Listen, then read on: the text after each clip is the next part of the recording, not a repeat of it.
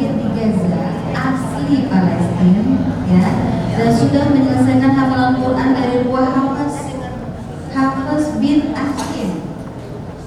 Ya, belajar di program internasional yang berfokus pada ilmu syar'i di bawah bimbingan Syekh Al-Alim Al-Kabir, yaitu guru besar Ahmad Said. Dan telah menyelesaikan juga studi bachelor S1-nya di Universitas Islam spesialisasi jurusan fisika. Dan saat ini beliau sedang menempuh studi magister yaitu S2 pada bidang fisika juga, Masya Allah.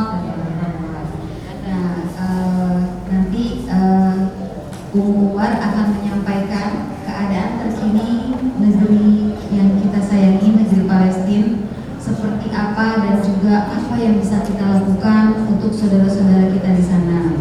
Tidak berpanjang kata, langsung kami persilakan kepada sampaikan paparannya. Syukur. Assalamualaikum warahmatullahi wabarakatuh.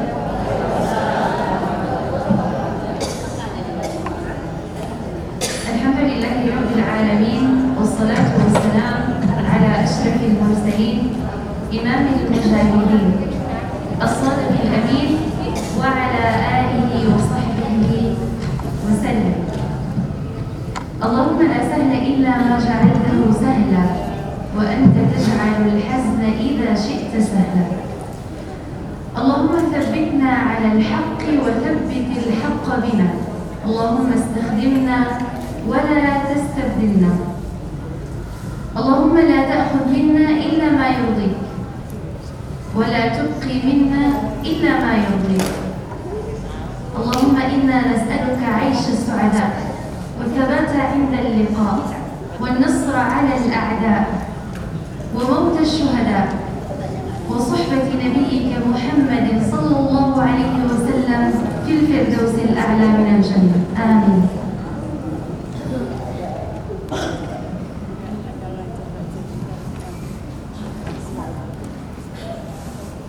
أنا أختكم أم عمر من غزة من فلسطين.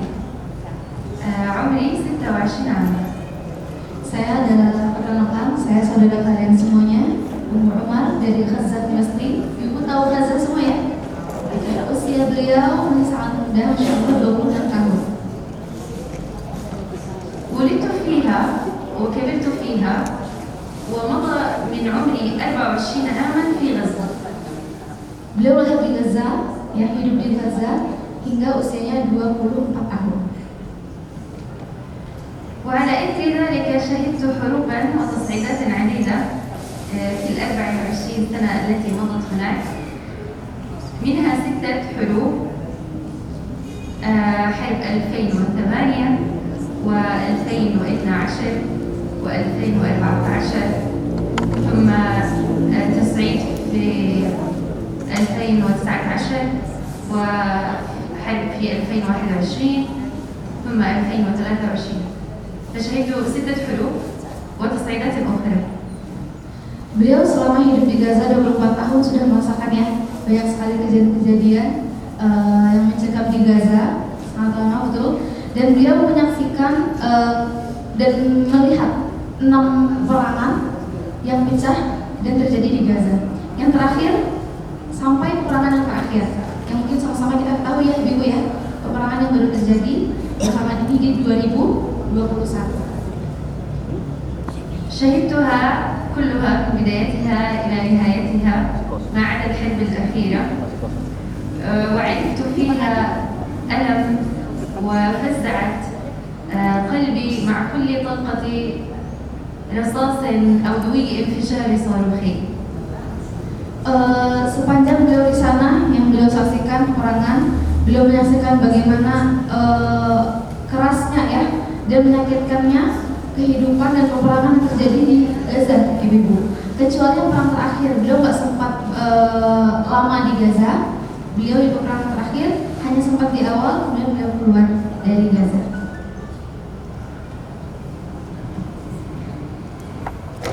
إذا ألتقي بكم اليوم لأقف معكم وقفة صدق مع أنفسكم ولنستقي من واقع حقيقي صادق يعيشه شعبنا في فلسطين وتحديدا في غزة. Di sini beliau hadir untuk ibu-ibu semuanya dengan sepenuh hati, dengan penuh kejujuran akan menceritakan ibu-ibu apa yang terjadi oleh saudara-saudara kita di Palestina, khususnya di Gaza, karena beliau sendiri dari Gaza. ولأحملكم الأمانة وأنتم بيدكم الاختيار، إما أن تكون هذه الأمانة حجة لكم أو عليكم.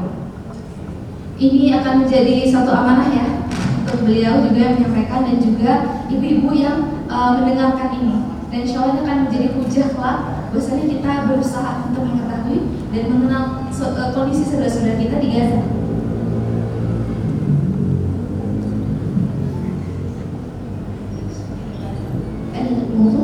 Oke, judulnya ya ibu-ibu sama-sama kita ketahui judulnya hari ini muhadharah atau kajian yang akan kita sama-sama bahas adalah peran wanita dalam jihad di Palestina. Kemudian bagaimana nih cara kita mengaplikasikannya di Indonesia sebagai ibu-ibu di Indonesia. Kita belajar dari ibu-ibu di Palestina.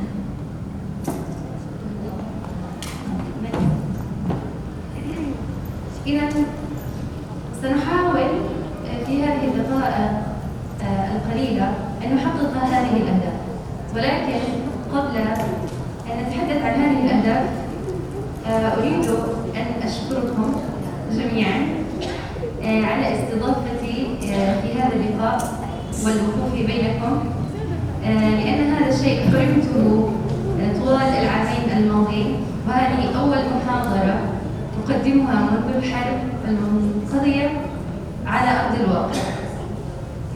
Sebelum kita membahas materi ini ya di waktu yang singkat ini, beliau ingin berterima kasih, mengucapkan syukuran kepada ibu-ibu semuanya di sini, kemudian yang telah mengundang beliau untuk hadir di sini memberikan pemaparan mengenai Palestina. Yang mana beliau tahun-tahun sebelum ini beliau belum bisa untuk menghadiri muhadharah untuk kasih materi karena beliau masih terguncang ya atas apa yang terjadi di Gaza beberapa tahun belakang. إذا أول هدف أطمح إلى تحقيقه عندكم كأمهات إندونيسيات مسلمات أن تتصل قلوبكم بفلسطين، وصدقا قلت إعادة وصل القلوب، لأنه كمسلمات لا بد من أن قلوبكم متصلة بكل ما يتعلق بعقيدة المسلم. فنحن اليوم سنعيد وصل قلوبكم بفلسطين كقضية إيمان متعلقة بعقيدتكم ومتأصلة في إيمانكم. Kali ini beliau berharap dengan ini ibu-ibu semuanya hati-hatinya kembali terkait dengan Palestina karena sudah menjadi suatu kewajiban ya bagi seorang muslimah untuk mengaitkan hatinya dengan Palestina karena ini masuk ke dalam bab akidah kita dulu, bab akidah dan iman. والذي أريد أن أؤكد عليه في كل لقاء أننا نريد الاتصال والانتماء إلى فلسطين كعقيدة من منطلق عزة مؤمن لا مجرد شعور. أعرف أننا أمهات ونساء تتملكن العاطفة ولكن لا نريد عاطفة اليوم. Jadi materi ini ya terkait Palestina ini kita harap tidak hanya sekedar perasaan aja ya, perasaan baper, perasaan sedih yang mana itu bisa hilang ya ibu. Ya jadi wajar sebenarnya perempuan ibu punya perasaan sedih, punya perasaan empati, tapi itu bisa hilang seketika. Maka ini beliau ingin menerangkan bahwasanya ini adalah kaitannya dengan akidah kita ibu. الأمر الثاني هو تصحيح الصورة المغلوطة الموجودة عند الجميع والمتوقع أنها موجودة في إندونيسيا، وهي ما هي غزة وما هي القدس وما هي فلسطين. هل غزة في القدس أم القدس في غزة أم لا هذا ولا هذا. وهذا الذي سأحاول تصحيحه إن شاء الله إن كان موجودا هذا الغلط. Yang kedua, di sini beliau akan menyampaikan juga tentang Gaza itu di mana, kemudian Quds itu di mana. Kadang-kadang kita pasti suka kembali kayak ibu, Gaza itu Al-Quds itu adalah Gaza, Masjid Al-Aqsa di mana. Nah itu kita masih belum paham ya mengenai itu. Insya Allah akan kita bahas di sini kalau waktunya menunjukkan. ثم بعدها سنحاول إحياء مكانة المسجد الأقصى في قلوبكم ونفهم حقيقة ما يجب نعرف عن المسجد الأقصى، عن تاريخه وموقعه وأهميته في ديننا الإسلامي وما جرى قبل 7 أكتوبر وبعد 7 أكتوبر. Kemudian beliau juga ingin menghidupkan kembali nih semangat ibu-ibu semua, di hati ibu-ibu semua tentang Masjidil Aqsa. Apa yang terjadi di Masjidil Aqsa? Apa kepentingan yang kepada kita sebagai muslim itu? Sebenarnya Masjidil Aqsa baik-baik aja apa enggak? Bahkan 7 Oktober, apa yang terjadi dengan Masjidil Aqsa?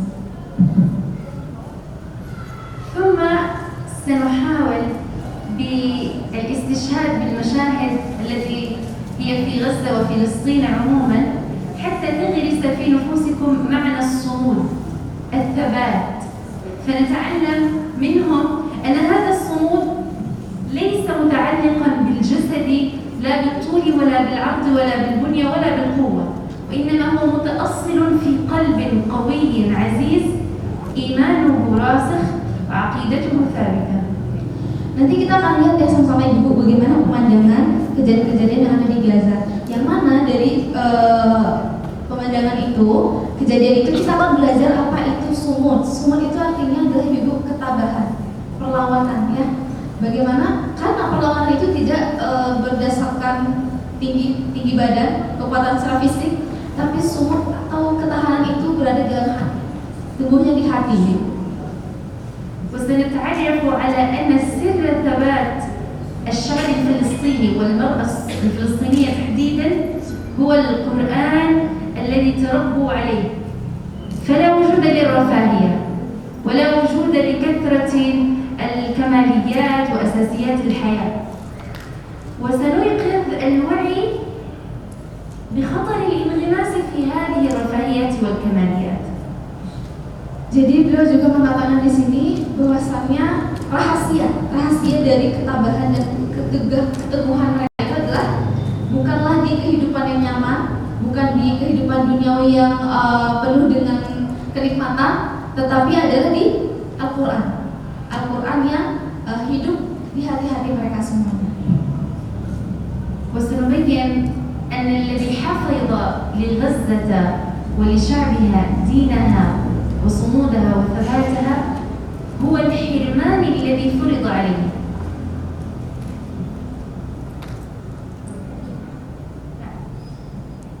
سر ثبات الشعب الفلسطيني في غزة وصموده هو الحرمان الذي عايشوه. Jadi memang seperti yang kita sampaikan tadi ya, kesabaran dan keteguhan mereka adalah kesabaran rahasia kesabaran dan keteguhan mereka adalah Quran yang memang ada di hati-hati mereka. وكون كنا أمهات سنستنهض دور الأم من كل واحدة فيكن ما هو دورها كأم نحو القضية الفلسطينية. Sekarang semua kita di sini, ibu-ibu ya, para ibu pastinya sudah punya anak semuanya, dan di sini kita akan lihat bagaimana kita semuanya, ibu sebagai ibu di Indonesia untuk Palestina. ولتعلمن أن كل واحدة منكن تربيتها جهاد، مسؤوليتها أمانة، ودورها ليس ثانويا وإنما هو محوري في هذه القضية. Jadi setiap ibu-ibu di sini memiliki amanah dan memiliki tanggung jawab jihad yang masing-masing pasti akan berbeda. Jihad kita di Indonesia akan berbeda dengan di Palestina. Nanti kita akan coba dengarkan paparan dari beliau apa kontribusi jihad kita sebagai ibu di Indonesia. وسنحاول التطرق إلى أمثلة ونماذج عملية تتعلمن منها كيف تربين أبناءكن وأحفادكن على القرآن وتربطهن أو تربطون أحفادكم وأبناءكم بهذا القرآن. Nanti kita akan lihat ya ibu, contohnya akan kita lihat bagaimana yang terjadi, dan kemudian menjadi PR kita semuanya, bagaimana kita mendidik, yang mentarbiyah anak-anak kita dan cucu-cucu kita. Pasti di sini sudah punya cucu juga ya, ibu ya.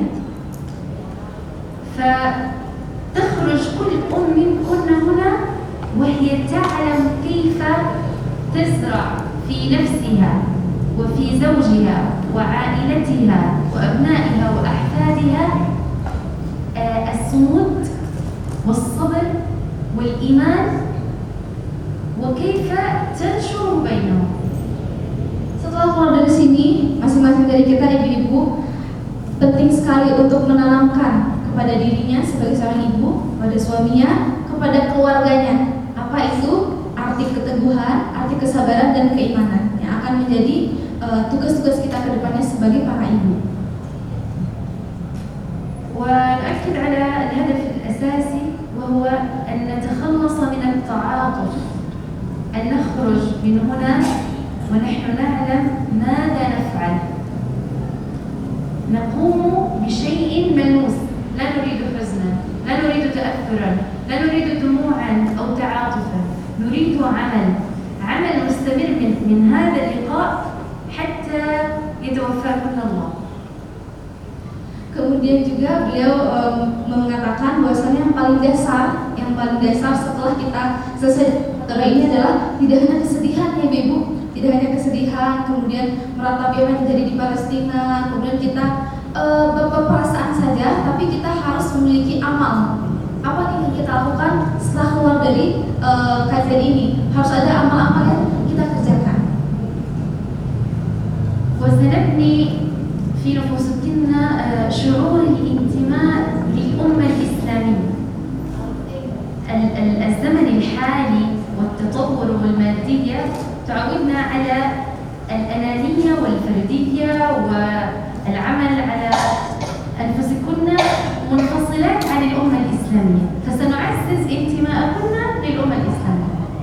Kemudian kita menjadi sadar bagaimana kita sebagai ibu-ibu menanamkan, kemudian mengembangkan kembali, memajukan Islam tentunya, yang mana itu menjadi peran besar bagi perempuan dan ibu yang pastinya. فتشعرنا جميعا أن كنا جزء من هذه الأمة لا يتجزأ، وأن أي وجع وأي ألم وأي دمعة وأي لوعة في غزة أو في فلسطين هي متصلة بكم، ألمهم من ألمكم، فتخرجنا من هنا تعلمنا أن نصرة المظلومين من إخوانكم المسلمين مسؤولية تقع عليكن جميعا. Kemudian ibu-ibu yang perlu kita tanamkan juga bahwasanya kita adalah bagian dari umat yang tidak bisa terpisahkan. Walaupun kita jaraknya jauh sekali dengan saudara-saudara kita di Gaza, tapi kesedihan Gaza, kesakitan Gaza, penderitaan Gaza juga sesuatu yang terhubung dengan kita yang ada di Indonesia. وأخيرا أن نخرج بقلوب قوية عزيزة موقنة بأن النصر من الله قادم. لا نخرج يائسين بائسين يعترينا الحزن والألم، لا، بل نخرج ونحن فينا طاقة قوية للعمل والبذل والتغيير. Kemudian kembali dikatakan ketika kita keluar dari sini kita harus punya keyakinan dan keimanan bahwasanya kemenangan dari Allah itu dekat. Ya, Nasrullah qarib itu kemenangan dari Allah itu dekat ibu. Jadi setelah keluar dari sini jangan kita setelah melihat kondisi Palestina jadi lemas, putus asa, jadi kayak sedih-sedih aja gitu ya. Harus ada keyakinan kemenangan kita adalah dekat.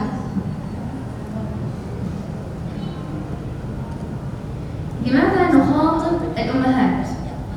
لأن الأم هي الأساس، هي المحور، هي المركز. فالأم إما أن تنمي الوعي لدى أبنائها وزوجها وعائلتها فتنمو الأمة وترعى الأمة، وإما أن تغفل فيغفل أبنائها وعائلتها وأسرتها وكل من حولها فتترك في الأمة فراغا لا يمكن ملكه.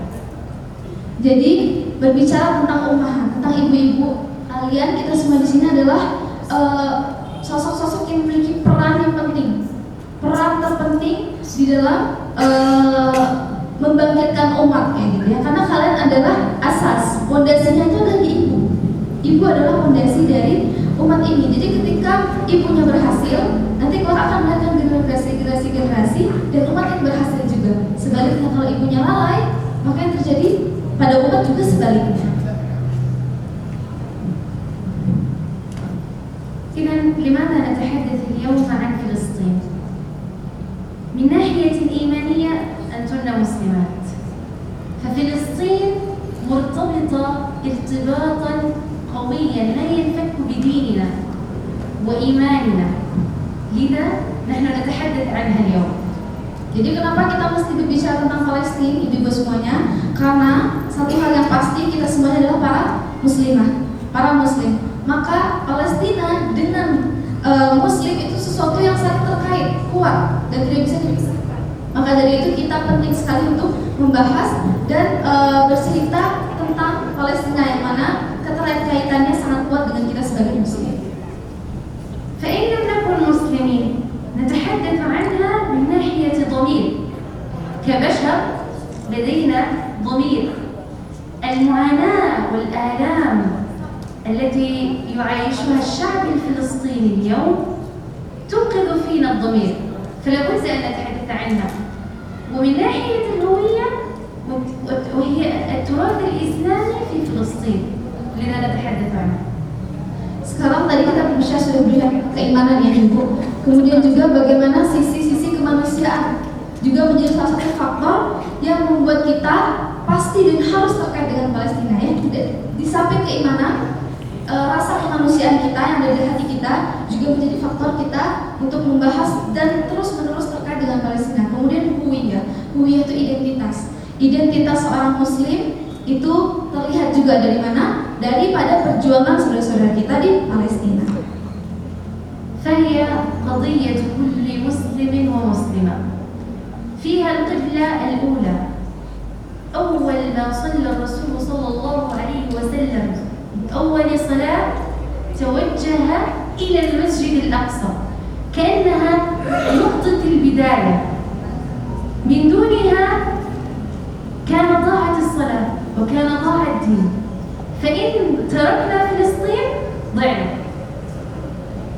Jadi beliau juga mengatakan Palestina itu adalah urusan kita semua, tanggung jawab kita semua ibu. Karena apa? Kita bertanya-tanya apa istimewa Palestina? Karena Masjidil Aqsa terletak di Palestina. Nabi Muhammad SAW pertama kali kiblatnya mengarah kemana?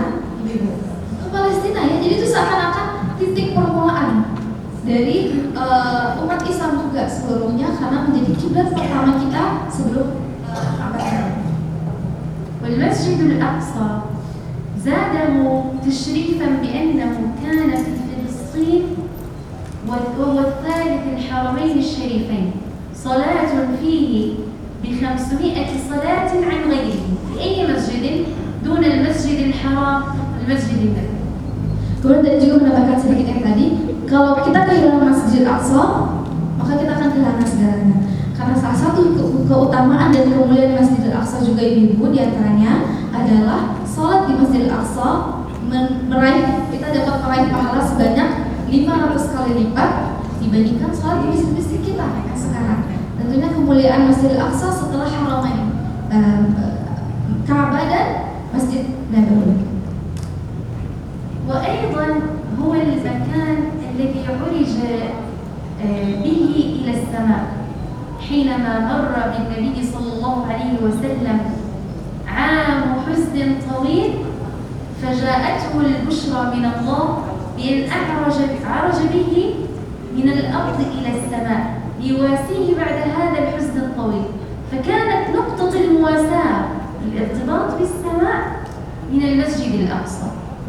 Kemudian peristiwa Isra Mi'raj yang sama-sama kita tahu juga ya, titik diangkatnya Rasulullah SAW adalah dari Masjid Al-Aqsa ibu-ibu. Ketika beliau merasakan tahun kesedihannya, banyak kehilangan, ditinggal orang-orang kekasihnya, maka Allah menghibur beliau lewat perjalanan Isra Mi'raj ini. Mi'rajnya dari Masjid Al-Aqsa hingga ke langit. نبدأ الآن التعرف أكثر على فلسطين. Kita berkenalan sedikit tentang Palestina melalui video ini.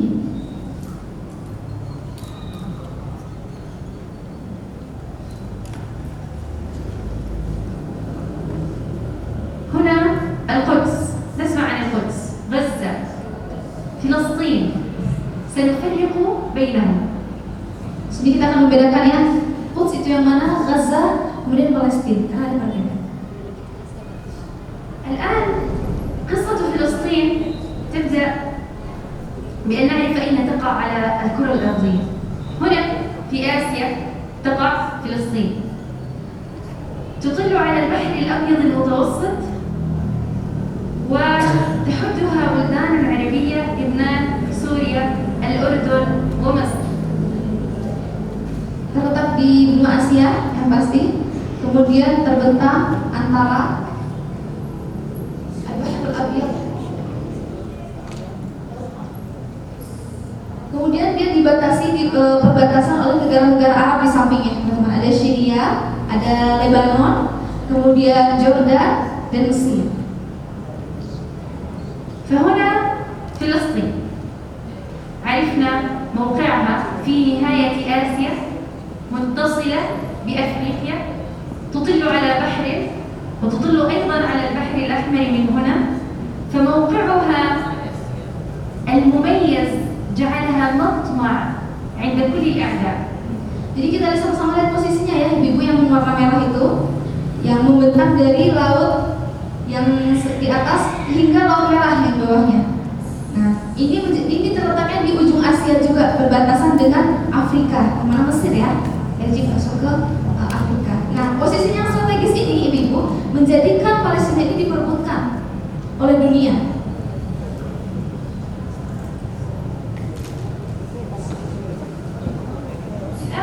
هذه المدن الفلسطينية لربما شاهدتموها، لدينا صفد وعكا وطبرية والناصرة وحيفا وجيزان وجنين ونابلس وطول كرم وريم الله ولد ويافا والقدس الشريف. هنا القدس الشريف، هذه فلسطين، عاصمتها القدس الشريف، سكانها الأصليون فلسطينيون، لم يأتوا مهاجرين وإنما هجروا. فهنا القدس عاصمة فلسطين، وهنا غزة. غزة مطلة على البحر، وهنا ولدت أنا هنا. Ini beliau memperlihatkan ya, dari peta Palestina ini keseluruhannya Palestina ini. Kemudian ada beberapa kota-kota yang pasti beberapa kurang familiar di kita, pastinya ada di situ ada tadi sudah disebutkan ya, satu-satunya ada Safat, Ramallah, Jenin, Haifa dan seterusnya. Dan yang paling penting, ibu kota dari Palestina ini, ibu yang beliau tuju Al-Quds Asy-Syarif. Quds atau sekarang Yerusalem ya, lebih familiarnya. Itu adalah ibu kota dari Palestina. Berarti bukan Gaza ya. Kalau Gaza di sini, Gaza di ujung. Nah, beliau lahir di Gaza. إذا الآن أزلنا الغلط إن كان موجودا، فغزة هي قطاع ومدينة موجودة ضمن فلسطين، والقدس الشريف هي العاصمة، مدينة أخرى أيضا ضمن دولة فلسطين.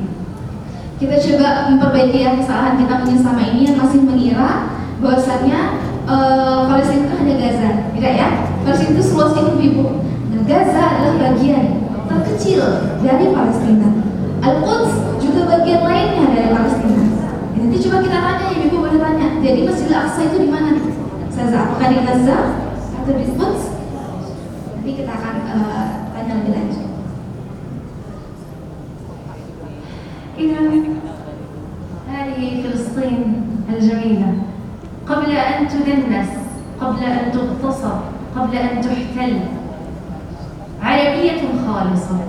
Oke, ini ya kondisi dan penampakan Palestina yang sangat indah. Dari petanya saja kita sudah melihat bagaimana kondisi Palestina yang indah sebelum dinodai oleh Israel, sebelum dirampas oleh penjajah.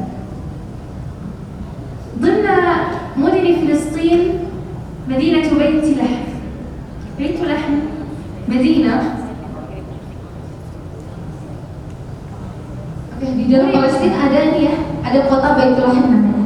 نعم، ولد فيها النبي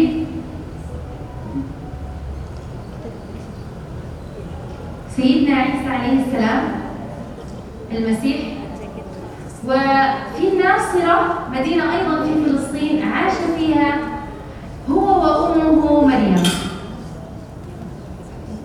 Tadi Madinah Baitul Laham tadi.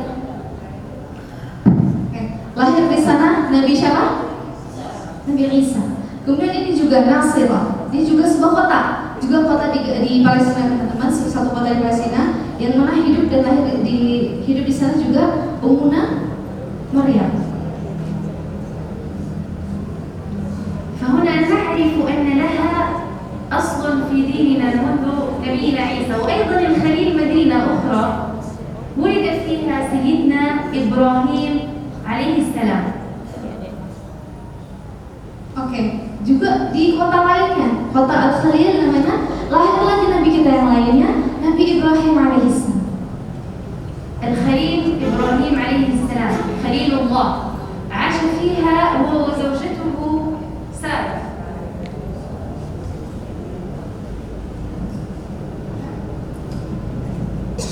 عاش فيها إبراهيم عليه السلام هو وزوجته سارة.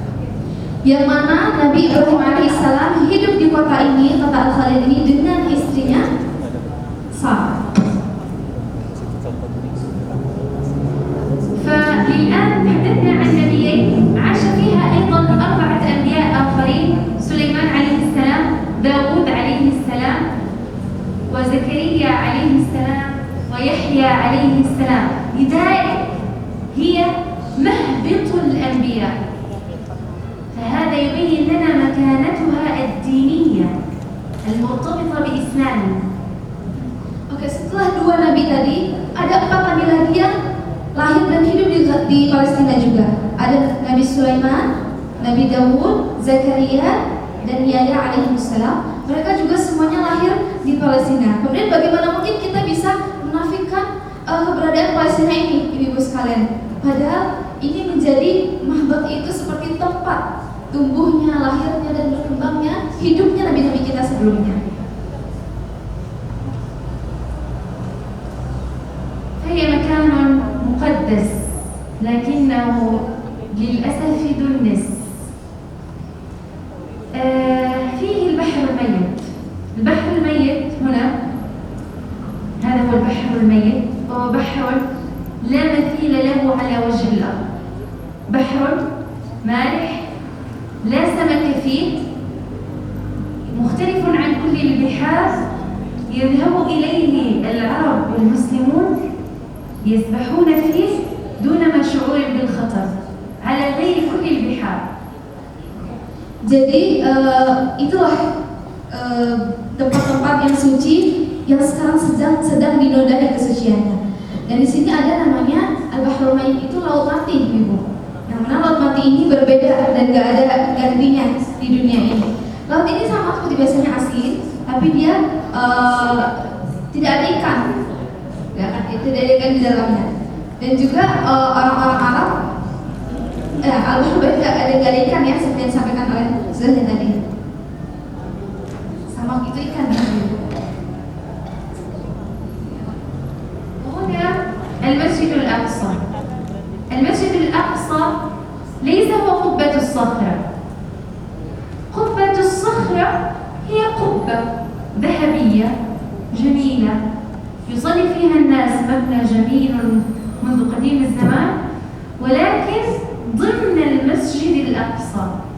المسجد الأقصى ساحة كبيرة كمدينة، فيها الأشجار، فيها الشوارع، فيها الأبواب، فيها المآذن. وهنا هذا هو المصلى الذي في المسجد الأقصى. هنا المصلى القبلي، وهنا قبة الصخرة، وهنا أشجار وساحات ومآذن وأبواب. هذا كله المسجد الأقصى الذي الصلاة فيه 500 صلاة. Jadi kalau kita selama ini mengiranya Masjidil Aqsa itu hanya yang ini, seperti kita lihat familiar ya. Kalau kita mengira Masjidil Aqsa hanya yang ini, maka kita keliru. Karena Masjidil Aqsa itu terbentang luasnya seluas, sini nggak ada luasnya ya, sangat luas. Yang mana ini namanya Dome of Rock, ibu-ibu, atau Qubatus Sakhra. Ini hanya bagian dari Masjidil Aqsa. Jadi Masjidil Aqsa Al-Aqsa itu terbentang sangat luas. Sama itu ada pintu-pintu, ada pohon-pohon, ada di sini musala. Kemudian ada musala Al-Qibli di sini. Nah, juga di sini Qubah Safra tadi. Di sini ada perpustakaan, banyak sekali tempat-tempat belajar. Nah, yang mendapatkan ganjaran 500 kali lipat daripada sholat di masjid biasanya bukan hanya di sini ya, Ibu, tapi di seluruh kawasan ini. Kita sholat di mana saja, itu ganjaran pahalanya 500 kali lipat daripada sholat pada tempat yang lain. وأيضا يوجد فيها كنيسة القيامة. كنيسة القيامة كما تعلمون هي للنصارى والمسيح.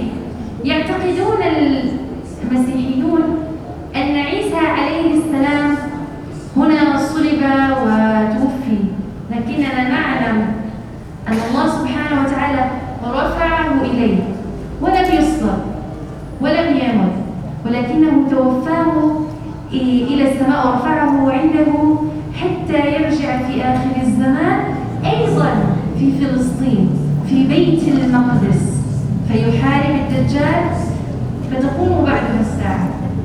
Selain Masjid Al-Aqsa juga ada yang terkenal di Palestina, itu namanya gereja Al-Qiyamah. Ini juga terkenal sekali Ibu, di mana tempat beribadah menjadi tempat peribadahannya umat Nasrani, ya, umat Kristen Nasrani.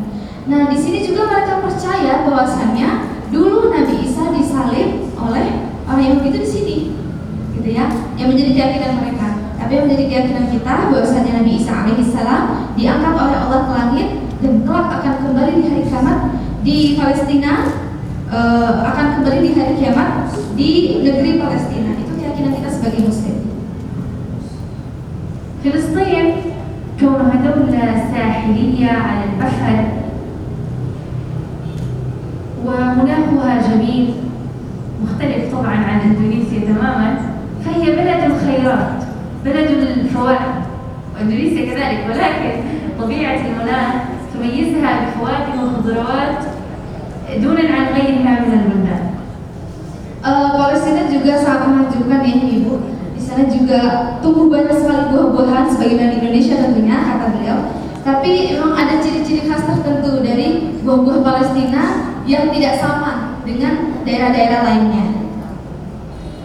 فيها مدن تتميز بفواكه طعمها الأطيب لكنها موجودة في كل فلسطين. مثلا العنب تتميز به الخليل، أطيب عنب في فلسطين هو عنب الخليل. Salah satu buah yang menjadi khas di Palestina juga adalah anggur. Anggur yang rasanya itu manis sekali dan berbeda. Tidak sama dengan anggur-anggur yang lainnya, Ibu. Kalau penasaran mungkin kita ke Palestina ya. Nah, anggur ini di mana? Al-Khalil tadi. Ada yang ingat Al-Khalil ini tempat siapa tadi Nabi kita? Ibrahim. Benar ya, Ibu ya. Disinilah tempat rinab yang sangat yang tayyib, rasanya enak gitu, yang manis itu beda sama anggur-anggur kita mungkin ya.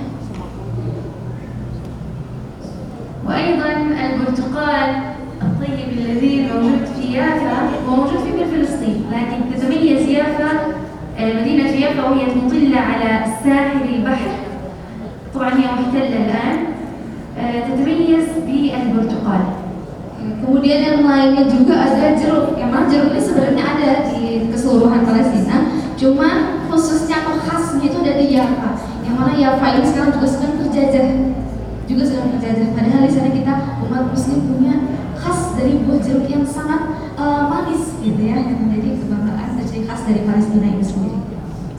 أما الزيتون فهو يغطي كل فلسطين، لا يوجد مدينة أو قرية في كل فلسطين لا تمتلئ وتضج بها أشجار الزيتون، لذلك تتميز فلسطين مثلها كباقي بلدان الشام بزيت الزيتون الذي أوصانا به النبي صلى الله عليه وسلم أن فيه الشفاء وفيه الصحة.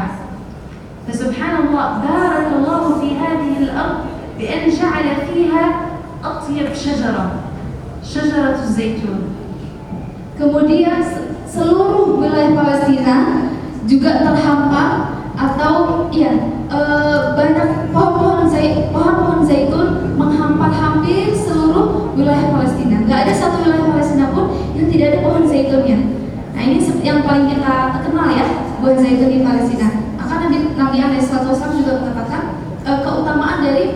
zaitun itu sendiri bagaimana khasiatnya atau kesehatannya.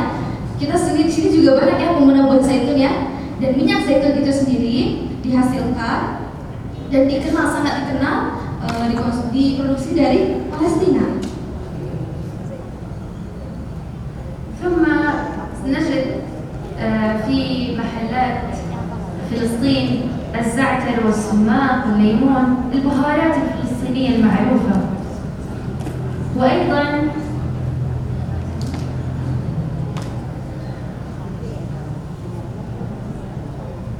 تتميز نابلس بالصابون الذي هو أيضا من زيت الزيتون المفيد للجسم والبشرة.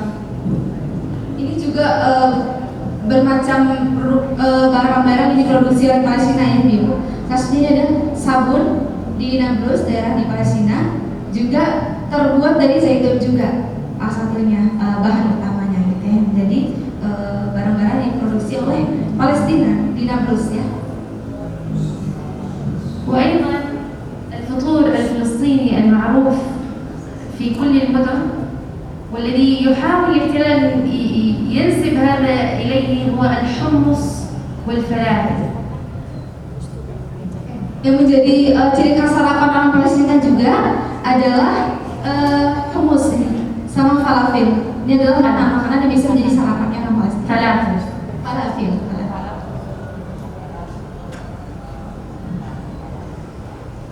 فلافل فيه حمص مطبوع وأشياء أخرى. أيضا تتميز نابلس بحلويات الكنافة النابلسية. Teman-teman juga di Nablus tadi ya, masih di Nablus juga mereka punya khas kunafanya. Kunafanya juga manis dan enak kalau di Nablus. Teman pada tahu kunafa ya, Ibu? Belum tahu kunafa? Kunafa ini dari Nablus juga. أما الكعك وهو نوع من أنواع المخبوزات فهو موجود في كل المدن.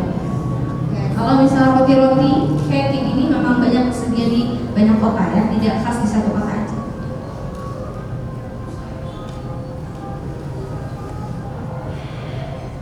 يتميز أيضا طبق المقلوبة. مقلوبة باذنجان، أرز، بطاطا. هي وجبة الغداء المتميزة في فلسطين. Ini makan siangnya ya, khas makan siangnya Palestina juga. Itu banyak campur semua, banyak kondimen di situ. Contohnya di situ ada tomat dan banyak bahan-bahan lainnya. Yang penting beraneka ragam, tapi menjadi satu ciri makanan mereka ketika makan siang. Kalau kita cuma satu lauk aja Ibu ya. وأيضا لدينا حرفة تتميز بها جداتنا الكبار في السن وهي التطريز. فيصنعن أكوابا جميلة يتميز بها الشعب الفلسطيني.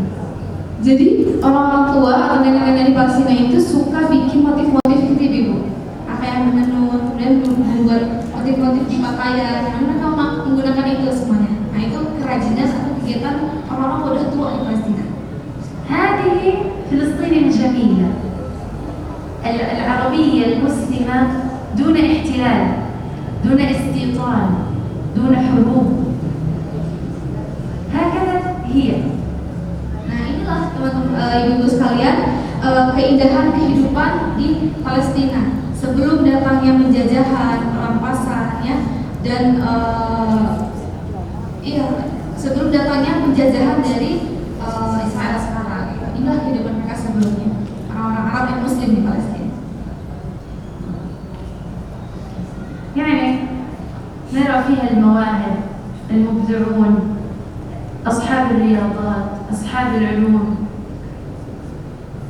Jadi di Palestina seperti kita di Indonesia juga ya, ada para penuntut ilmu, orang-orang yang bersuka cita bermain-main dengan kehidupan yang yang normal sebagaimana kita di sini jauh sebelum ada penjajahan.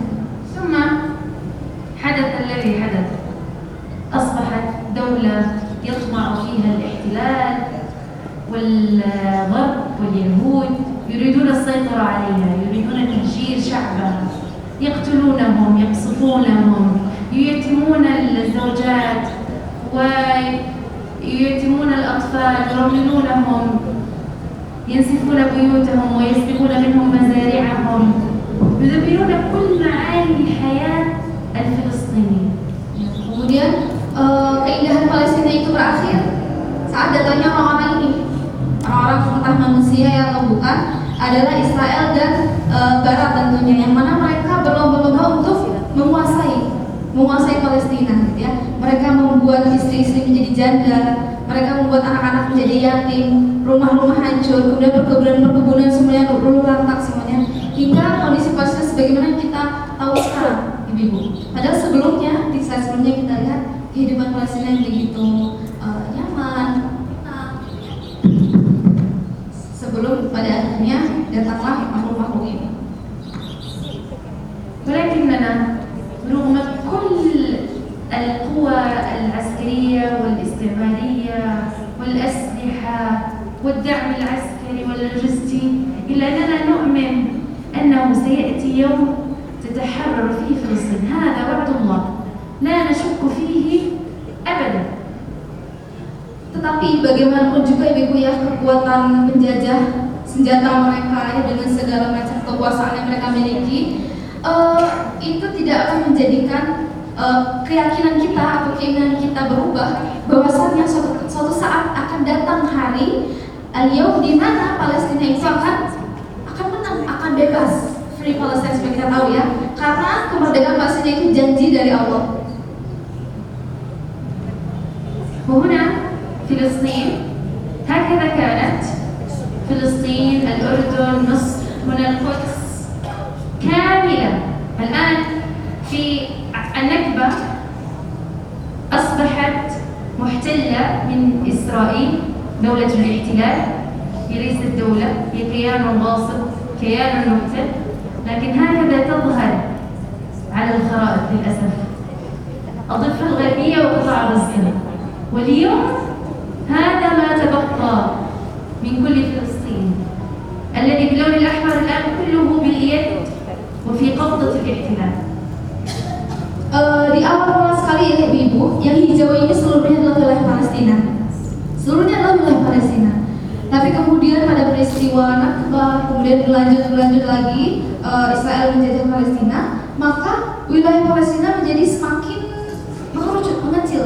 Jadi tinggal yang hijau-hijau ini yang masih menjadi pure punya Palestina. Yang merah ini kita katakan bukan milik Israel ya, tapi ini adalah tanah-tanah kita yang dirampas, tanah-tanah umat Muslim Palestina yang dirampas oleh Israel. Sehingga pada akhirnya daerah yang kita miliki, ibu-ibu bisa lihat sendiri ya, hijaunya sangat sedikit sekali hijau. Itulah yang tersisa untuk umat Muslim. Yang mana di bagian Quds masih sedikit, kita akan sedikit ujung, yang mana tadi kita lihat Masya Allah sepenuhnya adalah berwarna hijau milik kita. فكانت أرضا واحدة، سلبت هذه الأرض، قسمت بالقهر والقتل واغتصبت وسلب أهلها حقوقها أمام صمت العالم.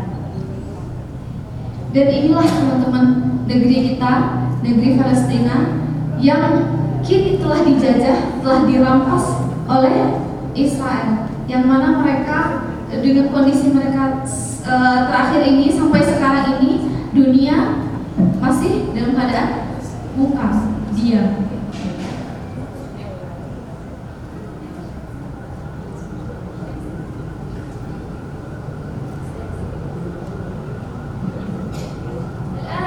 تبقى من كل فلسطين غزة والضفة الغربية.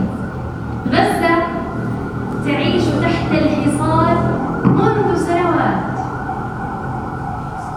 أكثر من 20 عاما يفرض عليها حصار من كل مكان، لا يدخل لها الذي يدخل لكل البلدان، محاصرة، إمكانياتها محدودة، الطعام محدود، الفرص محدودة، كل مقومات الحياة محدودة.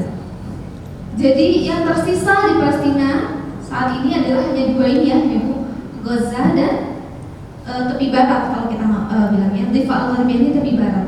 Yang mana di Gaza ini orang-orang hidup di dalam Gaza dalam blokade. Mereka tidak bisa impor apa-apa yang biasanya bisa dapat diimpor oleh banyak negara. Jadi terbatas, sangat terbatas kesempatan-kesempatan, kemudian makanan-makanan dan banyak hal lainnya. Itu mereka sudah berada dalam blokade sejak beberapa tahun, 20 tahun belakangan. أما الضفة الغربية فهي يعني لا تختلف عن غزة، وإن كانت ليست محاصرة ولكنها يوميا تشهد التنكيل والاعتقال وتشهد هدم المنازل ونسفها على أصحابها وإخراجهم منها، فواقعها مرير منذ سنوات طويلة وعقود طويلة. Kalau tepi barat berbeda dengan Gaza, memang mereka tidak diblokade seperti Gaza kehidupannya, tapi tetap saja mereka ditangkap kapan aja ibu oleh Israel. Mereka bisa di tengah jalan tiba-tiba ditangkapi anak-anaknya, kemudian rumah-rumah mereka dihancurkan. Keamanan mereka sama sekali tidak terjamin di tepi barat itu. Walaupun mereka tidak diblokade seperti di Gaza, tapi sama saja kondisi kehidupan mereka tidak normal sebagaimana negara-negara lainnya, termasuk kita di Indonesia. إذن نحن في غزة وأنا نموذج أمامكم. عشت في حصار، عايشت من أقاربي المرضى الذين يموتون على المعابر، لا يخرجون، محاصرون، لا يوجد كهرباء. درست المرحلة الابتدائية والثانوية والجامعة دون كهرباء تحت ضوء الشموع. تأتي الكهرباء قليلا، ساعات قليلة، قد تمضي الأيام كاملة من دون كهرباء. المياه شحيحة ملوثة. أما الأقصى فاقتحامات وقتل واعتقال وتنكيل. هذا كله قبل 7 أكتوبر. هذا كله قبل 7 أكتوبر والعالم لا يدري ولا يعلم. لذلك كان لابد من غزة أن تتحرك فيحدث 7 أكتوبر. Jadi beliau di sini ingin menggambarkan bagaimana kondisi Gaza ya, dan beliau sendiri sebagai percontohan dari Gaza itu sendiri dengan hadir di sini. Beliau mengatakan bahwasanya yang terjadi di Gaza itu sudah mencekam dan sudah pelik jauh dari 7 Oktober ini, dari peperangan yang meletus dan baru viral di 7 Oktober ya. Sebelum itu semua ini sudah terjadi di Gaza. Pertama, mereka diblokade, mereka nggak bisa, seperti yang kita katakan tadi, nggak bisa masuk apapun ke negaranya. Kemudian beliau sendiri juga merasakan saudara-saudara kerabat beliau yang sakit bahkan meninggal ketika di perbatasan, belum sempat mendapatkan perawatan medis segala macam. Kemudian listrik itu tidak tersedia seharian penuh, jadi terbatas. Beliau katakan bisa cuma 1 jam, sedikit sekali ketersediaan listrik di Gaza. Jadi beliau dari SD, sekolah ya SD, SMP, SMA, mereka merasakan pembelajaran yang sangat tidak efektif karena keterbatasan karuba listrik ini. Kemudian juga airnya tidak jernih ya. Kemudian Masjidil Aqsa juga setiap hari diserang terus oleh Israel. Kemudian pembunuhan, penangkapannya di tepi barat yang seperti kita katakan tadi. لكن رغم هذه الحياة الصعبة، رغم ندرة الموارد وشحتها، قلة المصادر وانقطاع الكهرباء، ويعني ما شاء الله صدقا اندونيسيا متطورة مقارنة بغزة. يعني أنا سعيدة بتواجدي باندونيسيا وأتألم على أهلي في غزة. يعني هنا الحياة رغيدة هانئة، كهرباء، مراوح، تكييفات، مياه، أشجار، هذا كله معدوم في غزة. رغم كل هذا إلى أن الناس في غزة لم تكن بلا وعي أو لم تكن تسعى وتبذل، على العكس قلة الموارد وشحها جعلت منهم أناس مجتهدون يحرصون على كل وسيلة يطلبون فيها العلم، يحفظون القرآن، يسردونه على جلسة واحدة. الأمهات تربي بناتها على حفظ القرآن، تجمعهم بالحلقات، لا يوجد ملهيات، فيتفرغن تماما لتربية أبنائهم على هذا القرآن ويثبتون قلوبهم بالصبر ويتمسكون بالقرآن. لا يوجد متاع الدنيا الذي نراه هنا في أندونيسيا، لكنها فقيرة من ناحية الموارد، غنية بإيمانها بقرآنها بصبرها. Jadi berbeda dengan apa yang beliau kan di Indonesia melihat ya banyak sekali nikmat-nikmat ya yang ada di Indonesia, tetapi terbatas bahkan tidak ada di Gaza. Dari segi listrik tadi ya, kemudian sumber daya alam, kemudian contohnya beliau katakan ada kipas angin, ada AC segala macam, semuanya ada dan tersedia di Indonesia, yang mana di Gaza itu nggak ada sama sekali. Tetapi keterbatasan penunjang hidup di Gaza tidak menjadikan orang Gaza berputus asa dan tidak menjadi apa-apa. Buktinya salah satu kegiatan yang sangat rutin sekali dilakukan oleh ibu-ibu di Gaza, orang-orang Gaza adalah kegiatan-kegiatan hafal Quran ini, teman-teman. Ini di samping keterbatasan mereka, tidak dengan apa yang kita miliki sekarang, malah dengan fasilitas yang memadai, ini sesuatu yang biasa. Tapi di Gaza fasilitasnya tidak ada, tapi mereka tetap melakukan kegiatan-kegiatan seperti kegiatan Quran. Ibu-ibu mengumpulkan anak-anaknya harus hafal Quran dan segala macamnya. Di sini dikatakan Gaza memang fakir terhadap hal dunia, tapi mereka kaya dari segi keimanan dan ketaatan yang harus kita pelajari. Salah satu yang menjadi pelajaran kita juga.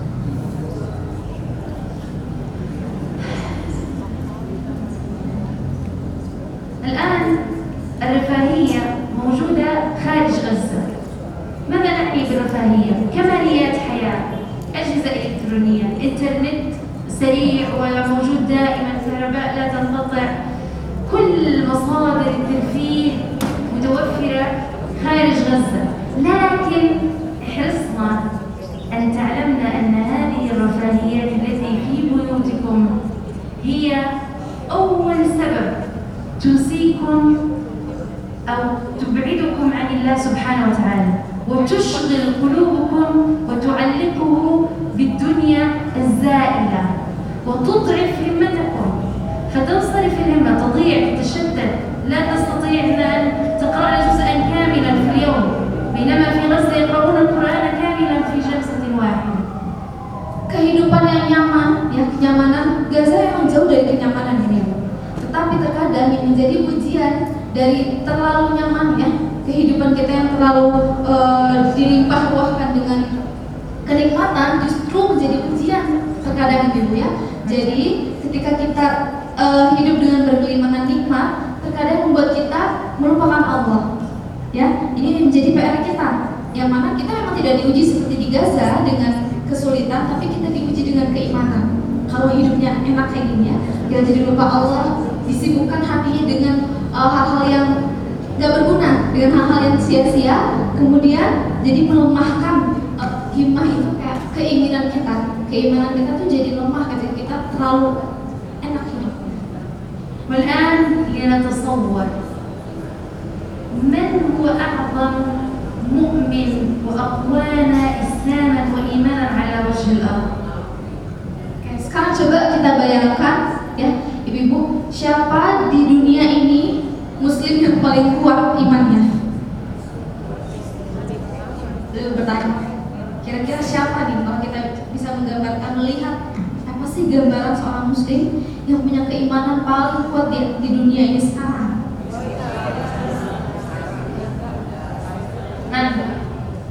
Siapa? لا أقصد شخص، seseorang aja. شخص باسمي. Oke. Sekarang ya. محمد صلى الله عليه وسلم. لا يوجد أعظم منه ولا يوجد أقوى إيمانا وأعز ثباتا. إيمان راسخ، نشر الدين، ضحى بنفسه وبطاقته وببدنه وصبر وجاع وتحمل الأذى، فهو الأقوى إيمانا طبعا. Jadi betul ya Ibu Nabi Muhammad SAW, ternyata bukan yang sekarang, tapi selama ini di muka bumi memanglah sosok Muhammad SAW yang punya keimanan paling kuat di muka bumi ini, yang mana beliau mengorbankan seluruhnya, harta, jiwa, atas segala ujian, cobaan, hinaan, cacian yang ada di muka bumi ini, maka beliaulah sosok yang memiliki sekuat-kuat dan sebaik-baiknya iman. هل كان يجلس على سجاد مثلنا؟ Apakah Rasulullah pernah duduk di sejadah seperti kita saat sekarang ini? هل كان يملك هاتف مثلنا؟ Apa beliau punya handphone kayak kita sekarang? استطاع العيش Tapi beliau bisa hidup ya? بل عاش أفضل حياة إيمانية معلقة بالله. ماذا تنفعنا هذه الرفاهيات وهذه الكماليات والإيمان يضعف ويفتر فينا؟ Beliau Rasulullah SAW tetap bisa hidup walaupun tanpa semua nikmatan yang kita punya sekarang, karena beliau hidup dengan sebaik-baik keimanan, yang mana kita harus bisa mencari manfaat ibu daripada kenikmatan yang kita punya sekarang. Karena apa gunanya ya semua yang kita punya kalau iman kita justru melemah. فلذا كان علينا كمسلمين أن نعيش حياة الزهد والمعاناة التي عاشها النبي صلى الله عليه وسلم من قلة وتحصل بها الإيمان القوي العزيز الذي لا مثيل له. Orang-orang di Palestina hidup dengan kezuhudan ya teman-teman.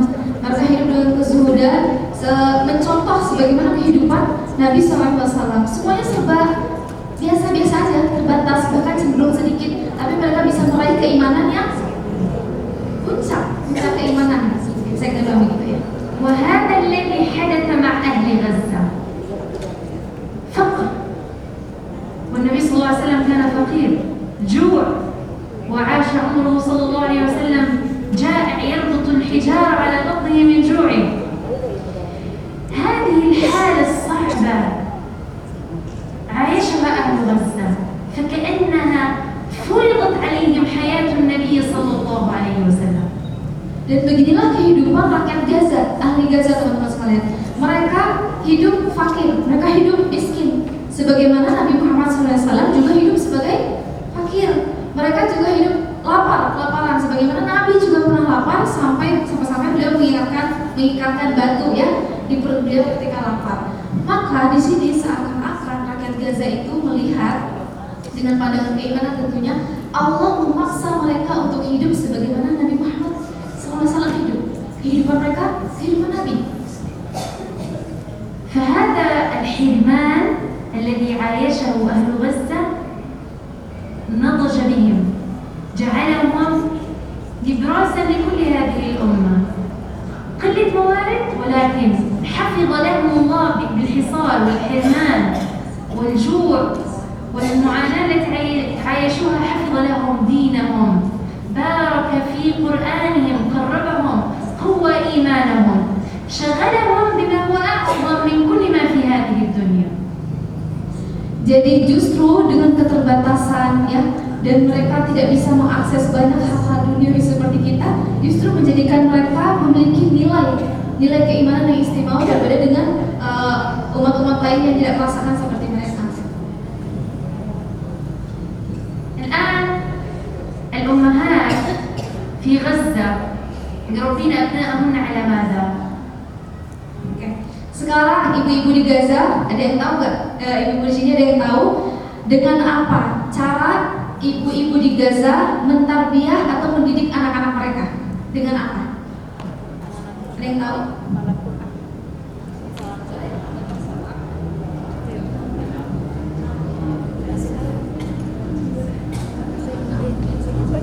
نعم، القرآن. هل منكن حقا من لا يفارقها القرآن أبدا؟ Apakah di sini ada ibu-ibu yang juga sama berprinsip yang tidak meninggalkan Al-Quran selama-lamanya? Di sini, apakah ada?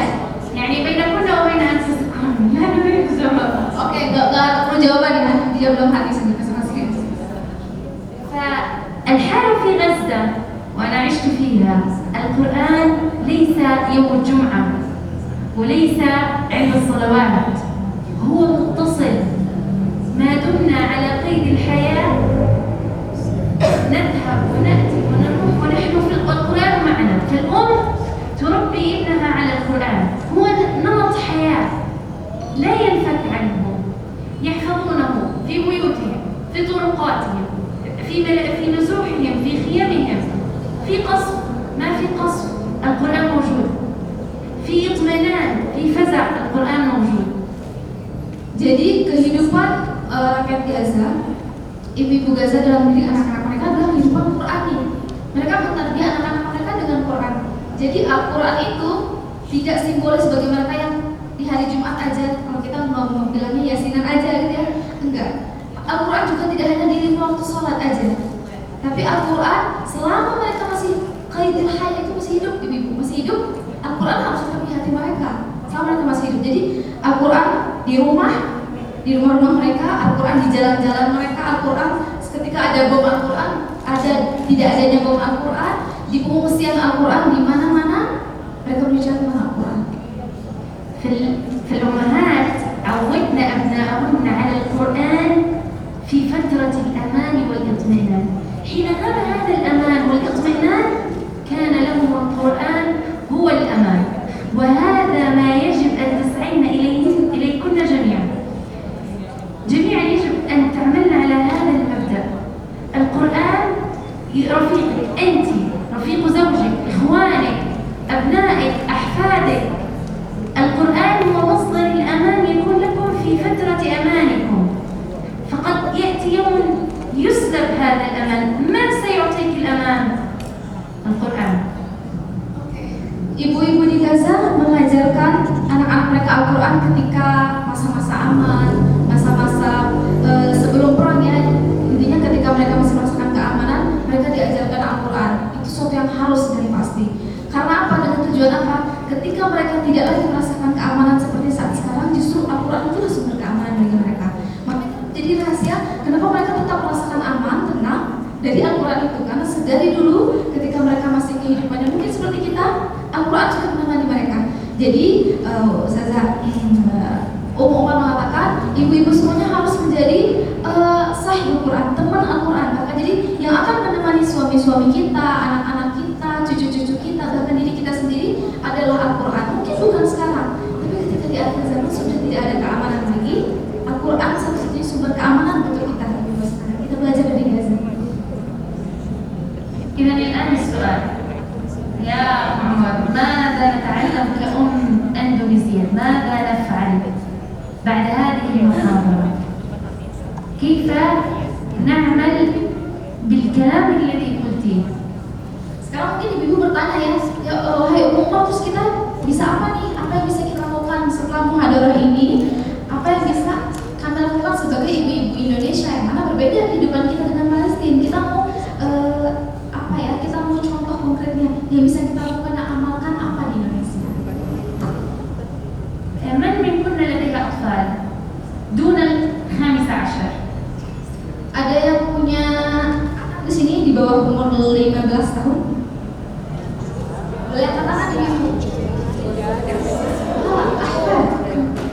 Ahfad. Jadi nggak punya الأحفاد أبناء. الأحفاد أبناء. Kata beliau, cucu itu anak kita. Cucu juga. Boleh ibu angkat? هل ينتهي دور المرأة الأندونيسية المسلمة عند أبنائها؟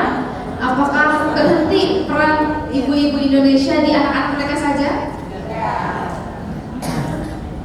يعني بناتكم وزوجات أبنائكم لديهم مهام تغيير وطبخ وغسيل فأنتن معكم الفرصة في التربية وتوجيه أبنائهم الذين هم أحفادكم. Jadi anak-anak ibu sekalian, menantu-menantunya, bahkan sampai ke cucu-cucunya, itu masih ada peran dari ibu semuanya bisa dimasukkan ke mereka semuanya. Karena anak itu bukan sekedar yang memang secara kandung kalau kita katakan ya, tapi juga menantu dan cucu-cucunya itu masih ada banget peran ibu-ibu untuk mereka semuanya. طبعا هذا لا يعني إنه بناتكم أو زوجات أبنائكم لهم الحق إنهم يضيعوا التربية عشان الشغل والغسيل ولكن يعني هذه فرصة بين أيديكم تستغلوها. إذا هم انشغلوا عن تربية أبنائهم على القرآن، أنتم أخذتوا الفرصة وأخذتوا الأجر بتوجيه أحفادكم. Jadi bukan berarti memang kalau anak-anak kita sudah menikah, punya cucu-cucu, memang sebenarnya peran itu sudah ada di orang tua mereka gitu ya. Tapi ini tidak menutup kesempatan untuk ibu-ibu semuanya untuk tetap memberikan kontribusi untuk mendidik mereka semuanya gitu. Karena mungkin di beberapa waktu orang tua dari cucu-cucu ibu semua memiliki kesibukan atau kekurangan waktu dalam mendidik anak-anaknya, maka sebenarnya kesempatan-kesempatan itu ada di ibu semuanya untuk tetap bisa memberikan pendidikan, pemahaman, ilmu untuk cucu-cucu dari anak dan menantunya. والسؤال من كنا حلمت يوما أن تكون في فلسطين أو في غزة فتجاهد معهم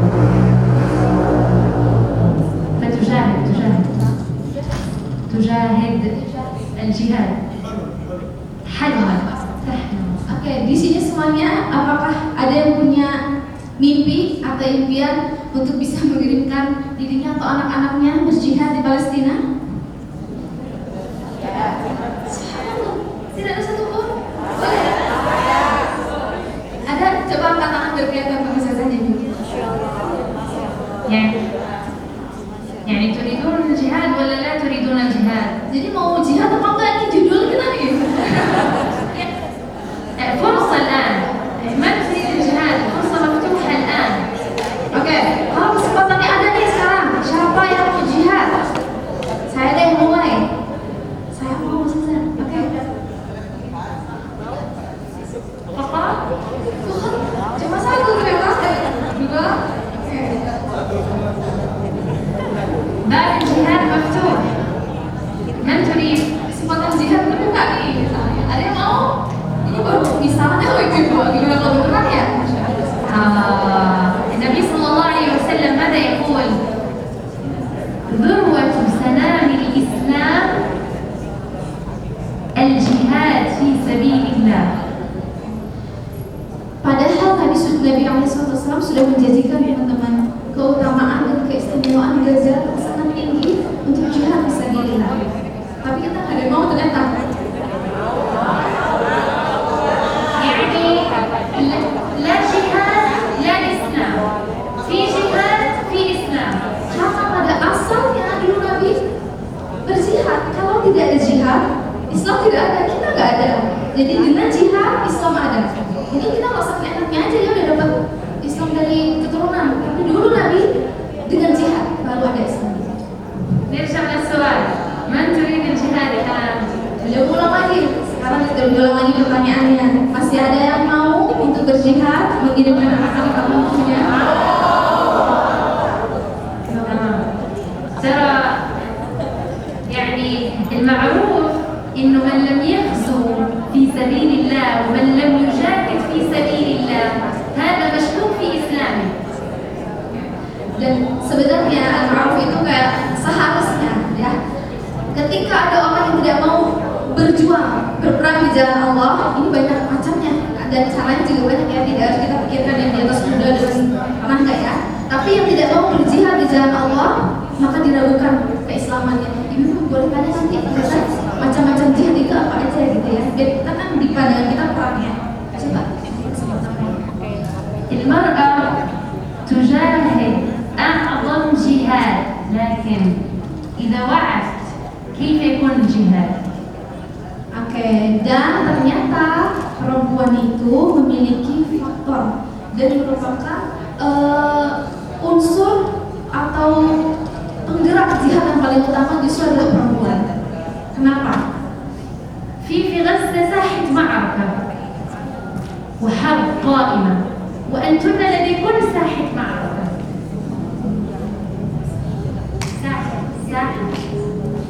ساحة المعركة. Di Gaza itu mereka punya lapangan dan kesempatan perangnya sendiri, punya medan perangnya sendiri. Di Indonesia memang tidak ada medan serupa, tapi kita punya medan jihad dan perangnya sendiri. فما هو ميدانكم؟ ميدانكم بيوتكم. يعني المفترض كل امرأة منكم لها بيت، إما في بيت زوجها، إما في بيت أبيها وأمها، إما في بيتها الخاص. لكل واحدة منكن منزل. هذا المنزل هو ساحة المعركة، هو ميدان الجهاد لها. Kabar gembiranya ya, yang mungkin menjadi ketakutan kita semua tadi saat mendengar kata jihad. Medan jihad kita memang tidak seperti di Gaza yang bertumpah darah. Justru medan jihad ibu-ibu semuanya adalah di buyut, dari rumahnya masing-masing. Semuanya masih punya rumah, baik di rumah orang tuanya, di rumah suaminya, atau di rumah-rumah yang kita punya. Kalian itulah yang menjadi medan-medan jihad kita. تخيلنا بيوتكم التي هي ساحة معركة لديكم كالخيمة. الخيمة لديها عمود، إن سقطت الخيمة. كل واحدة منكم هي العمود، هي الركيزة.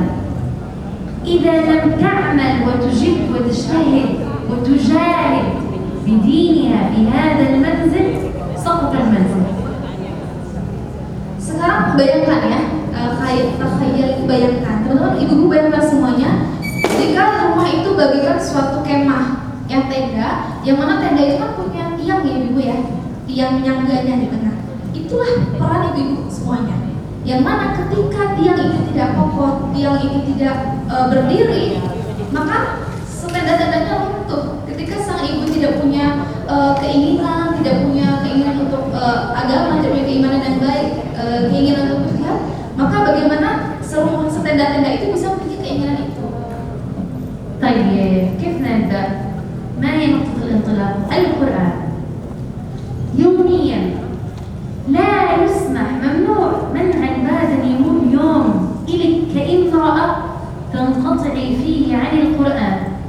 ليس فقط تلاوة وإنما تدبر، محاولة فهم ولو آية. ماذا قصد الله تعالى بقوله؟ نحن يعني نرى الله في خلقه لنا وفي عجائب الدنيا، ولكن الشيء الملموس الذي بين أيدينا هو كلامه. فلا نكتفي كأم أو كامرأة مسلمة بأن تقرأ القرآن يوميا، ولكن قراءة تفهمي منها ماذا يريد مني الله، ماذا يقصد الله سبحانه وتعالى في قوله. Jadi yang menjadi titik balik seorang tiang sebuah kemah tadi bisa kokoh dan bisa memberikan manfaat untuk keluarganya adalah Al-Quran. Jadi ibu semuanya harus berangkat mulai dari sekarang, kita memulai segalanya dari Al-Quran, karena Al-Quran ini adalah kalam Allah yang bisa kita sentuh dan kita rasakan. Mungkin memang makhluk-makhluk lainnya ya, alam-alam semuanya bisa kita lihat ya, bagaimana keindahan gunung, langit, laut dan semacamnya.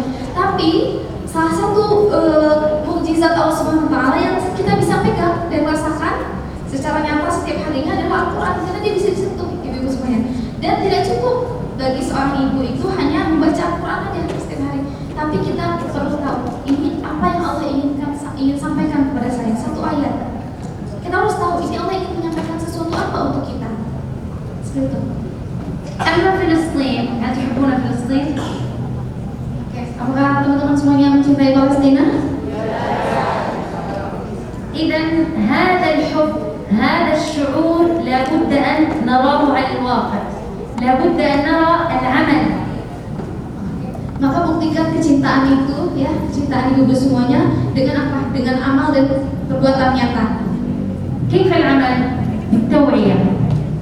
أنت تبحثي كل يوم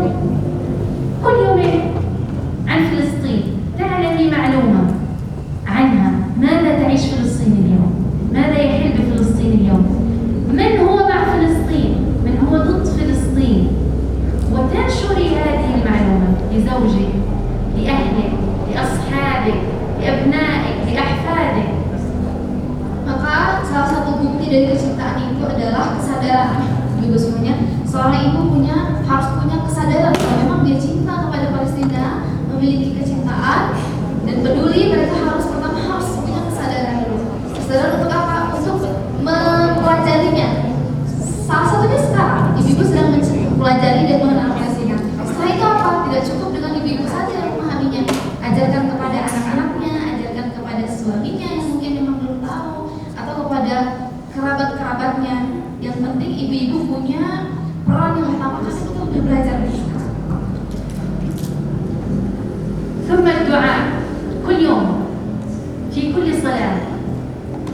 مع كل مطر الدعاء مستجاب. تدعي لإخوانك في فلسطين وتعلمي من حولك الدعاء إلى فلسطين، لأن دعاء المسلم لأخيه في ظهر الغيب مستجابة، فأقلها بالدعاء كل يوم. Jadi salah satunya juga kita punya waktu-waktu yang mustajab ya, yang sama-sama kita ketahui Ibu, salah satunya ketika hujan. Indonesia kita lagi sempat hujan-hujannya kemarin ya. Jadi salah satu waktu yang mustajab untuk kita berdoa terhadap untuk saudara-saudara kita di Palestina ya. Mana kita tahu kondisi mereka sekarang seperti apa. Maka salah satu peran kita yang bisa kita lakukan adalah sekecil-kecilnya iman mendoakan mereka. Kalau kita tidak bisa melakukan kontribusi yang besar, sekecil-kecilnya adalah doa.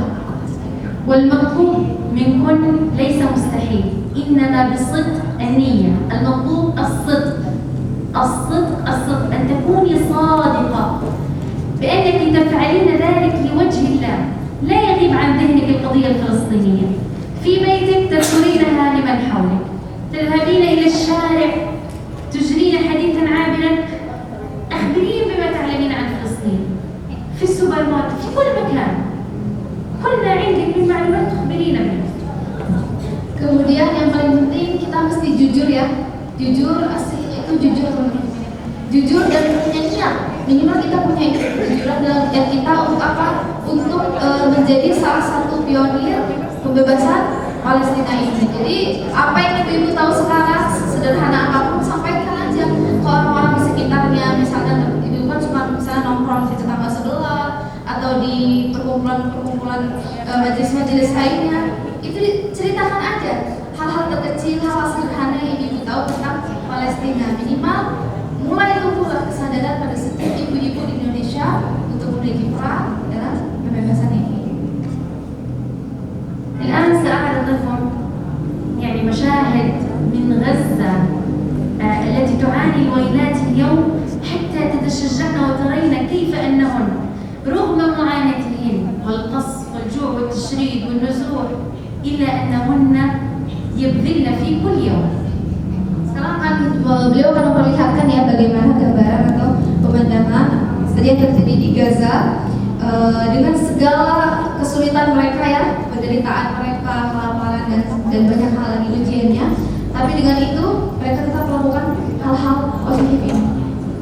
هنا امرأة هي دكتورة لا تنفك عن إعطاء المحاضرات، كل ما لديها من علم يوميا محاضرات ودروس توعي من حولها. هذه الصورة قبل 7 أكتوبر، سنرى ما بعد. Oke, ini salah satu contoh ya, ada seorang perempuan yang berdiri di depan itu, ada seorang dokter yang mana beliau tidak pernah luput setiap harinya untuk menyampaikan ilmu. Yang mana nih, setiap hari beliau selalu menghadiri muhadharah seperti ibu sekarang nih, tapi terhadap orang-orang Palestina untuk menumbuhkan kesadaran pemahaman Islam. هذه نزحت هي وأبناؤها كلهم 9 أبناء في غرفة واحدة في مدرسة. Beliau ini ya yang kita sama-sama di depan adalah seorang wanita yang mengungsi dengan anak-anaknya 9 orang di satu kamar aja.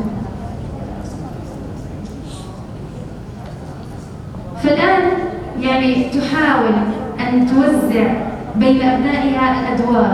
هاي هنا أبنائها في الغرفة تحفظ هذا القرآن، تدرس هذه الحروف حتى تمكنها من قراءة القرآن. Oke, jadi di sini beliau membagi dengan satu peran ibunya, beliau mengajarkan banyak sekali kepada anak-anaknya. Di sini lagi baca Quran, di sini diajarin huruf, nulis. Nanti gantian di sini menyetorkan hafalannya, yang di sini belajar sendiri. Beliau membagi tugasnya perannya dari satu sama ibu untuk 9 anak-anaknya.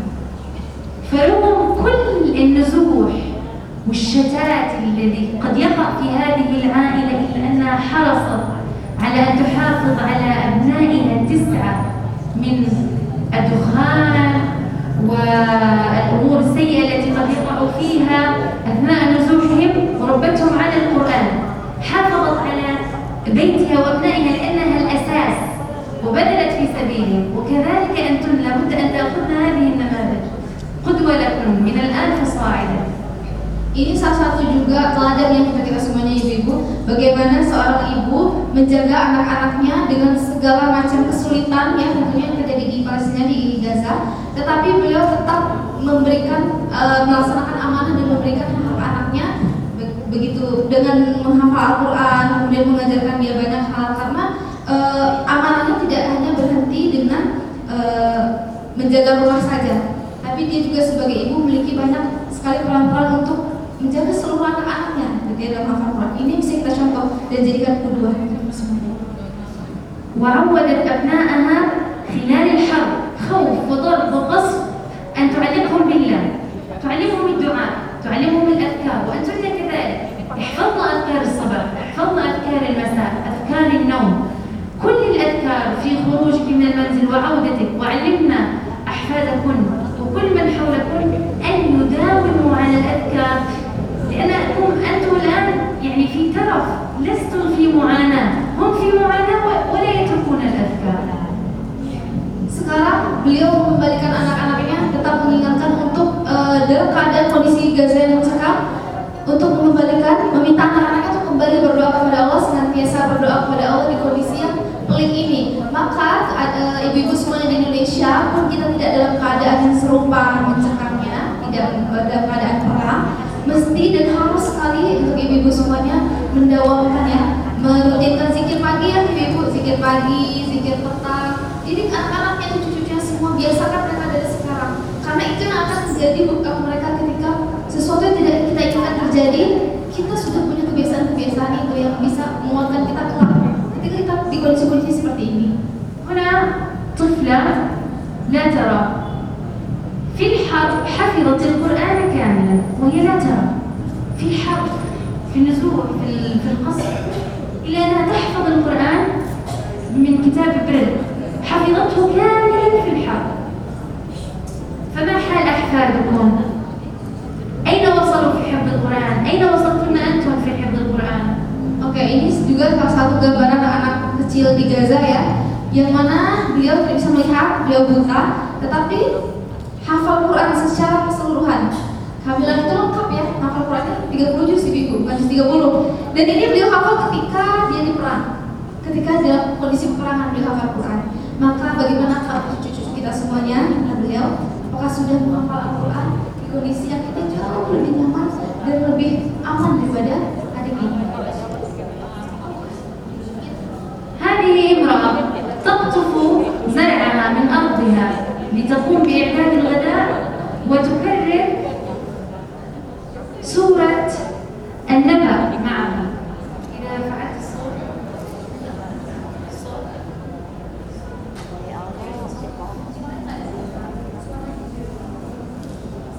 Oke, ini gambaran anak yang lagi metik ya, metik tumbuhan buat makan siangnya sama adik-adiknya, tapi sambil baca Quran.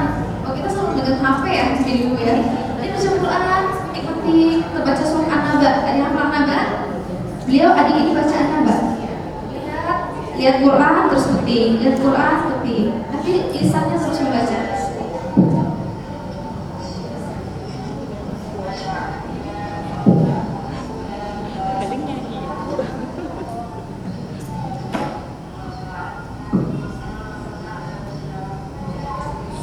فكم من الأوقات في المواصلات وفي التحرك هنا وهناك تركتم في القرآن. هم حتى يقطفون الزرع أبناء حوله يرددون القرآن، لا يتركون القرآن دقيقة واحدة. Nah, kalau kita berapa banyak waktu yang kita punya ketika di kendaraan, ibu, ketika berjalan, ya itu banyak sekali waktu yang sebenarnya kita bisa gunakan untuk membaca Al-Quran. Seperti sebagaimana anak tadi ya, yang tadi memetik harusnya bisa saja tanpa membaca Al-Quran, tapi dia tetap membaca dan melafalkan untuk anak-anaknya ketika memetik. وهذه طفلة أخرى أيضا حفظت القرآن وتقول يا رسول الله حفظنا القرآن كما أردت، ولكن لا أحد معنا من غزة. كانت تردد عبارات عن حال الأمة كلها كيف ضيعت غزة، ولكن هي لم تضيع وصية النبي صلى الله عليه وسلم في حفظ القرآن. Anak ini juga ya, beliau juga sudah hafal, adik ini udah hafal Al-Quran juga, hafizah Quran, dan beliau mengatakan, ya Rasulullah, kami sudah menghafalkan Al-Quran seperti mana yang kau minta, sebagaimana yang kau harapkan ya Rasulullah. Di hadapan Rasulullah mengatakan itu ya, yang mana beliau dia mungkin kehilangan banyak keluarganya, ibu-ibunya, tapi dia tetap dengan keyakinannya dan keteguhannya menyampaikan seakan-akan Rasulullah di hadapannya dan mengatakan, ya Rasulullah, saya sudah hafal Quran sebagaimana yang kau minta dan harapkan. فالآن رسالتي الأخيرة لكل كنساء أندلسيات مسلمات أمهات، فلسطين وكل ما فيها من الأقصى والقدس وغزة هي ليست بعيدة عنكم، وإن كانت بعيدة من ناحية الخريطة والجغرافيا، لكن أنتن بإمكانكم أن تختار أن تكون قريبة معكم في كل وقت وكل حين. Jadi nasihat terakhir ya sebelum penutupan dari beliau untuk ibu semuanya, sebagai ibu-ibu perempuan-perempuan Indonesia, umat yang muslim juga ya, mungkin memang Palestina itu dari segi jarak jauh dari kita ya dari segi peta geografis itu jauh, tapi sebenarnya kita bisa menjadikan Palestina dekat, bahkan sangat dekat dari hati-hati kita. والبيت الذي أنت فيه هو أمانة بين يديك، وقضية فلسطين أمانة بين يديك. اليوم أقمنا الحجة وبيدكن الاختيار، إما أن تمسكن بهذه الأمانة وتحرصن على نشر الوعي في منازلكم أو تضيعوها. Sekarang rumah-rumah ibu-ibu sekalian adalah amanah yang ada di tangan ibu-ibu semuanya, yang bisa kita kendalikan. Seorang ibu itu punya kendali penuh atas rumah. Maka Palestina ini juga bagian dari amanah yang ada di hadapan dan di genggaman ibu-ibu semuanya. Maka tinggal menjadi pilihan saja, menjadi pilihan ibu-ibu semuanya. Apakah kita ingin menggenggam amanah itu, ingin mengusahakan amanah itu untuk menyebarkannya, menumbuhkan kesadaran di rumah kita, atau meninggalkannya. أقمنا حلقات القرآن في بيوتكم، في مساجدكم، في كل مكان. لا تنسوا المقاطعة، قاطعوا اعرفوا كل من هو ضد فلسطين وقاطعوه. هذا أقل ما لديكم، والدعاء. هذه 3 وصايا: القرآن في كل مكان، المقاطعة لكل من وقف ضد فلسطين، وماذا الأخيرة كانت؟ أن تدعي الله عز وجل في كل وقت وكل حين وكل ساعة. Kemudian pesannya juga jangan pernah meninggalkan dan melupakan Al-Quran ibu-ibu ya, di rumah-rumah, di majelisnya, di masjid-masjidnya, senantiasa memiliki halakoh-halakoh yang membaca Al-Quran, berinteraksi dengan Al-Quran. Kemudian yang kedua, yang ada 2 hal yang minimal sekali bisa kita lakukan untuk mensupport teman-teman di Palestina, saudara-saudara kita. Yang pertama adalah boykot ibu-ibu ya, boykot segala macam bentuk perusahaan atau oknum-oknum yang memang menentang dan tidak sejalan dengan perjuangan saudara-saudara kita di Palestina. Kemudian yang ketiga, yang paling minimal doa ya. Kalau kita tidak bisa banyak hal dan tidak juga berdoa, maka apakah yang bisa menjadi hujah kita kalau di hadapan Allah yang besar? إياكن أن تضيعن شرف نصرتكم لفلسطين ولهذه القضية الدينية العقدية. Maka jangan sampai ibu-ibu semuanya kehilangan kesempatan dan untuk menjadi bagian kemenangan, kemuliaan atas kemenangan Palestina di hari yang akan datang kelak gitu. Jangan sampai kita kehilangan peran itu, kehilangan bagian yang menjadi bagian dari kemenangan Palestina di masa yang akan datang. Jangan sampai ini. أسأل الله أن يتقبل منكم كل ما فعلتم لفلسطين من قبل وما ستفعلونه من بعد هذه المحاضرة، وأن يثقل به موازينكم. اللهم آمين. Oke, semoga Allah menerima semua amal-amal dan usaha-usaha ibu-ibu semuanya untuk Palestina, baik jauh sebelum muhadharah ini ataupun yang akan ibu lakukan kelak setelah hari ini. Semoga Allah menerimanya, apa yang sudah kita lakukan dan apa yang akan kita lakukan nanti. وآخر دعوانا الحمد لله رب العالمين، ونسأل الله أن ينصر إخواننا المسلمين في فلسطين وفي كل مكان، وأن يلقانا ونحن ننصرهم على طريقهم بإذن الله. والسلام عليكم ورحمة الله وبركاته.